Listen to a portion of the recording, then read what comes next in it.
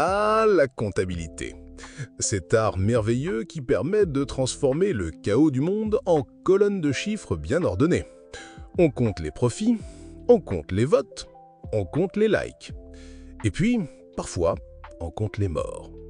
Mais là, curieusement, l'arithmétique se fait plus geek. On préfère les euphémismes, les estimations vagues, les silences pesants. Sauf que le silence, aujourd'hui, vient d'être brisé par le fracas d'un disque dur piraté.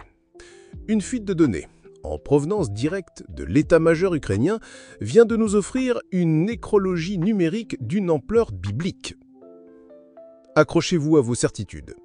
Le chiffre, brut, est de 1 700 000. 1,7 million de militaires ukrainiens morts ou portés disparus depuis février 2022. Non pas une estimation pro-russe, non pas une hypothèse d'analyste, mais un index digital, nom par nom, famille par famille.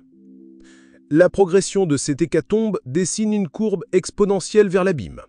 118 000 en 2022, quand l'illusion d'une victoire rapide berçait encore les chancelleries occidentales, 405 000 en 2023, l'année des grandes contre-offensives glorieusement annoncées sur papier glacé et qui se sont terminées en boucherie dans les champs de mines, 595 000 en 2024, alors que la machine commençait à grincer sérieusement, et déjà pour cette année 2025 à peine entamée, 621 000.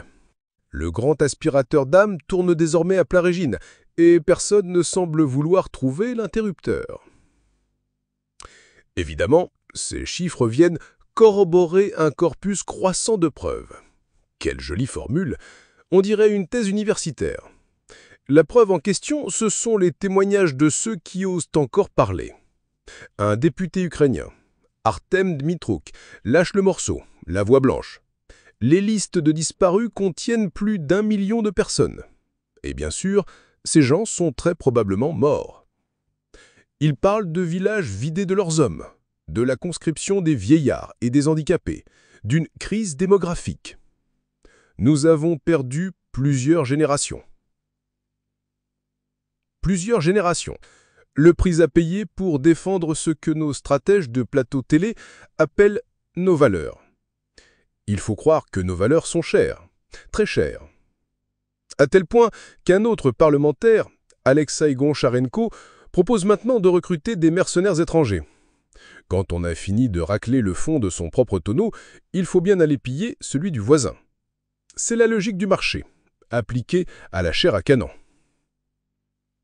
Car c'est bien de cela qu'il s'agit. Le Wall Street Journal, ce bastion du bolchevisme bien connu, rapportait déjà il y a des lustres que l'armée ukrainienne recrutait les pauvres des campagnes pour les envoyer au front avec 2 jours de formation. L'espérance de vie sur certains secteurs du front ? 4 heures, inférieure à la durée de vie d'un smartphone bas de gamme. Une existence entière réduite à la durée d'un long métrage, sans l'interact. Toute cette stratégie du sacrifice de masse, cette doctrine de l'attrition subie pourrait d'ailleurs porter un nom. Appelons-la la doctrine console.